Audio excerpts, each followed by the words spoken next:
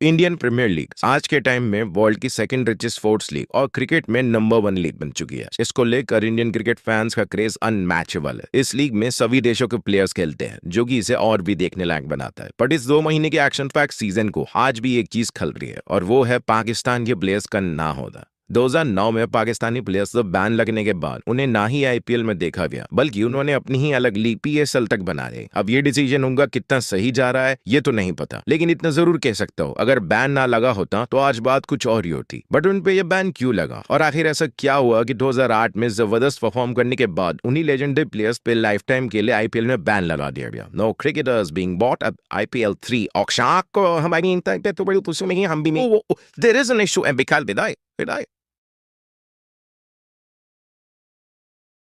18 अप्रैल 2008 IPL की history का पहला मैच खेला जाता है। आईपीएल का ये सीजन एक यादगार सीजन था, लेकिन एक ऐसी चीज थी जो इस सीजन को बाकी के सीजन से अलग बनाती है। वो है पाकिस्तानी प्लेयर्स की presence. Fast forward to 2024 IPL के अंदर आपने हर देश के प्लेयर्स देखे होंगे, भले वो ऑक्शन में बिके या ना बिके। यहाँ तक कि आईपीएल में आईसीसी की एसोसिएट कंट्रीज के भी प्लेयर्स हैं। एग्जाम्पल के लिए आप ये लिस्ट देख सकते हो, बट इसमें हमें पाकिस्तान के प्लेयर्स देखने को बिल्कुल भी नहीं मिलेगी। और ऐसा नहीं है कि उनमें बड़े नाम मौजूद नहीं है। हर क्रिकेट फैन बाबर आजम, फखर जमान, नसीम शाह और शाहीन शाह अफरीदी को आईपीएल में अपनी फेवरेट फ्रेंचाइजी की तरफ से खेलता हुआ देखना चाहता है। अगर ये केवल क्रिकेट बोर्ड्स तक ही सीमित होता तो इसका सॉल्यूशन निकल सकता था, लेकिन पॉलिटिक्स से लेकर ज्योग्राफी और टेररिस्ट अटैक्स तक पता नहीं और क्या क्या इन्वॉल्व हुआ था इस मैटर में।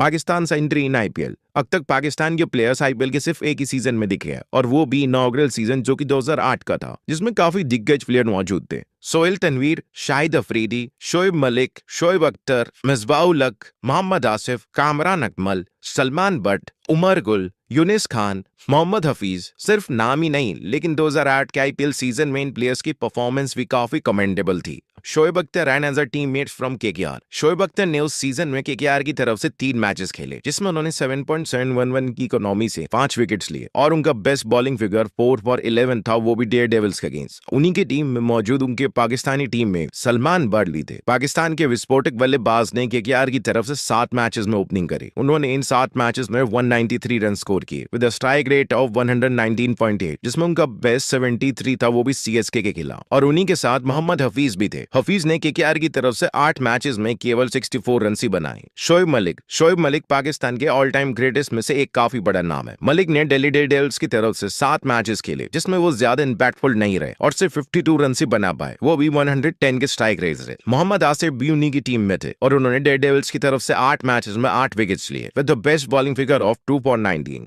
उमर गुल पाकिस्तान के सबसे इन्फ्लुएंशियल गेंदबाज थे, खास करके टी20s में। गुल ने केकेआर की तरफ से 6 मैचेस में अपीयरेंस दिया, जिसमें गुल ने 8.17 की इकोनॉमी से 12 विकेट टटकाए with the highest of 4 for 23, वो भी किंग्स 11 पंजाब के खिलाफ। शाहिद अफरीदी टी20 के सबसे बेस्ट ऑलराउंडर्स में से एक है। उनकी तेज स्पिन बॉलिंग और धुआंधार बल्लेबाजी उन्हें एक कंप्लीट ऑलराउंडर बनाती है। अफरीदी ने 2008 में डेक्कन चार्जर्स की तरफ से 10 मैचेस खेले, जिसमें उन्होंने 81 रन बनाए और साथ में 9 विकेट्स भी हासिल किए। मिसबाह-उल हक ने 2008 में आरसीबी की तरफ से 8 मैचेस खेले, जिसमें उन्होंने 144 के स्ट्राइक रेट से 170 रन बनाए with the highest of 47 not out against Delhi Daredevils. इन सभी परफॉर्मेंस में सोहेल तनवीर और कामरान अकमल का रोल बढ़ जाता है। तनवीर ने उस साल राजस्थान रॉयल्स के जीत में काफी बड़ा रोल प्ले किया था, और वो सीजन के पर्पल कैप होल्डर भी थे। तनवीर ने 11 मैचेस में 22 विकेट्स किए, वो भी सिर्फ 6.5 की इकोनॉमी और 12.09 के एवरेज से। इसमें उनका बेस्ट परफॉर्मेंस 6 फॉर 14 था, वो भी सीएसके के खिलाफ। कामरान अकमल भी उन्हीं की टीम राजस्थान रॉयल्स का हिस्सा थे, जहां उन्होंने एक डिसेंट परफॉर्मेंस दिया था। उन्होंने 6 गेम्स में 165 के स्ट्राइक रेट के साथ 126 रन बनाए with the highest of 53 not out, जो कि सीएसके के खिलाफ बने थे। इन सब पे एक्सेप्शन एक पाकिस्तानी क्रिकेटर है अजहर महमूद। ये पाकिस्तान के आखिरी खिलाड़ी थे जिन्होंने 2015 तक आईपीएल खेला, जहां उन्होंने 23 मैचेस में 388 रन स्कोर किए थे with the highest of 80 run, और साथ में 29 विकेट्स भी लिए थे। लेकिन यहाँ पर एक सवाल आता है कि अजहर ने आईपीएल कैसे खेला, जबकि 2008 के बाद पाकिस्तानी प्लेयर्स पर बैन लगा दिया गया था। तो इसके पीछे का रीजन ये है कि 2011 में अजहर ने ब्रिटिश सिटीजनशिप ले ली थी, जिससे कि वो आईपीएल के लिए एलिजिबल हो गए थे। ये की आईपीएल 2008 में पाकिस्तान के प्लेयर्स की परफॉर्मेंस। उस वक्त पाकिस्तान में बहुत सारे यंग प्लेयर्स सामने आ रहे थे, और उनकी परफॉर्मेंस भी शानदार थी। तो ऐसा क्या हुआ कि उनकी किस्मत हमेशा के लिए बदल गई, और फिर उन्हें कभी आईपीएल में खेलने का मौका नहीं मिला।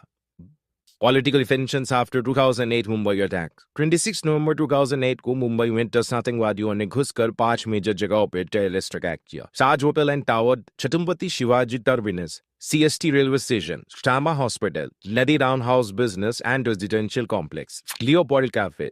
ये अटैक्स 10 आतंकवादियों के द्वारा किए गए थे, जिसका संबंध लश्कर तालिबा से न हो, जो कि एक पाकिस्तानी टेररिस्ट ग्रुप माना जाता है। इस भयंकर हमले में 174 लोगों की जान गई, including 20 security force personal and 26 foreign nationals, और स्टार्ट में 300 से ज्यादा लोग इंजर्ड भी हुए थे। और यही इंसिडेंट पाकिस्तानी प्लेयर्स के बैन का कारण बन जाएगा, इसका किसी को भी आगे नहीं था। 2008 के मुंबई अटैक के बाद इंडिया और पाकिस्तान के बीच में पॉलिटिकल टेंशन बढ़ते जा रहे थे। जहां पर पाकिस्तान को इस हमले का कारण बताया जा रहा था, वहीं दूसरी तरफ क्रिकेट बोर्ड्स में टेंशन बढ़ के भी नजर आ रही।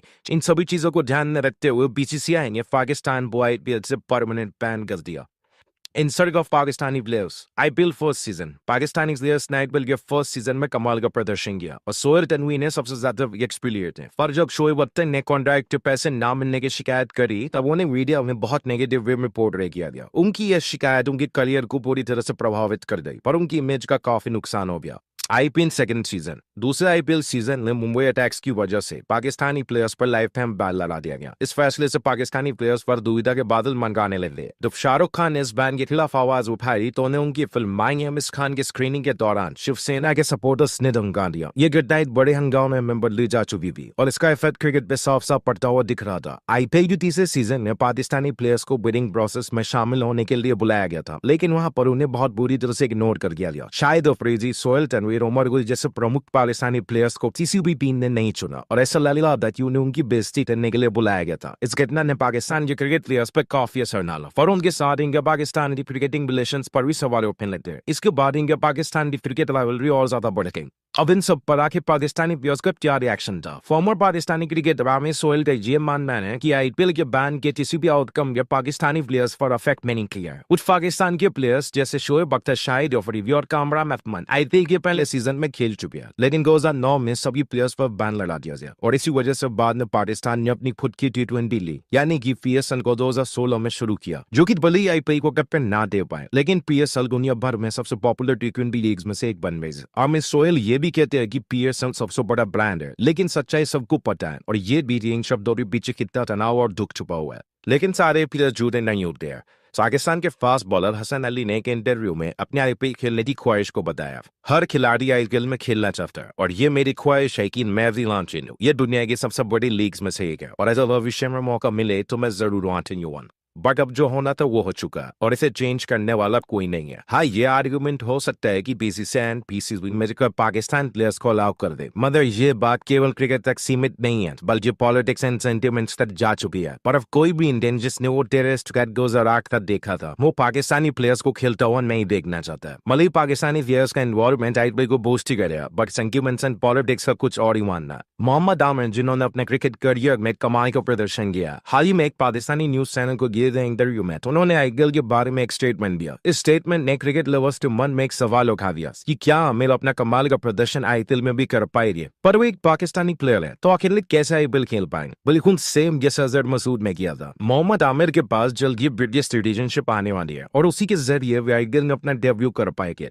इस बैन का IPL पर एक शॉर्ट टर्म और एक लॉन्ग टर्म इम्पैक्ट हुआ। शुरुआत में इस फैसले से क्रिकेट फैंस के बीच थोड़ी सी डिसअपॉइंटमेंट देखने को मिली थी, जो IPL में दुनिया भर के टैलेंटेड प्लेयर्स को देखना चाहते थे। लेकिन पाकिस्तानी प्लेयर्स की एब्सेंस ने IPL की टूर्नामेंट क्वालिटी को इतना अफेक्ट नहीं किया, क्योंकि भारतीय इंटरनेशनल स्टार्स की प्रेजेंस की वजह से IPL आज तक दुनिया की नंबर 1 क्रिकेट लीग के स्पॉट पर टिकी हुई है। पाकिस्तानी क्रिकेटर्स इस फैक्ट को माने या माने, लेकिन एक बात तो सच है कि इस बैन से उनको नुकसान हुआ है और जो बच्चों की कसरत थी वो पॉलिटिकल टेंशन से पूरी हुई। IPL जैसी बड़ी लीग में सम्मिलित करने से आपको केवल पैसा ही नहीं, बल्कि एक ऐसा मंच भी मिलता है जहां पर आप अपने टैलेंट को शोबेस कर सकते हो। दिस कूल सिचुएशन का इफेक्ट इंटरनेशनल क्रिकेट में भी देखने को मिलता है। इंडिया और पाकिस्तान के ओवरऑल रिलेशंस खराब हो जाने से उन दोनों टीम्स के बीच में कोई भी बायलैटरल सीरीज नहीं होती है, जिस वजह से उनके बीच में मैचेस केवल ICC टूर्नामेंट्स में ही देखने को मिलता है। लेकिन अगर ये बैन ना लगा होता तो क्रिकेट का लेवल आज कुछ और ही होता, क्योंकि अब हमें इंडिया एंड पाकिस्तान की बायलैटरल सीरीज भी देखने को नहीं मिलती है और इसी वजह से उनकी बीच की राइवल भी और स्ट्रॉन्ग हो जाती है। क्या ये बैन लगाना सही था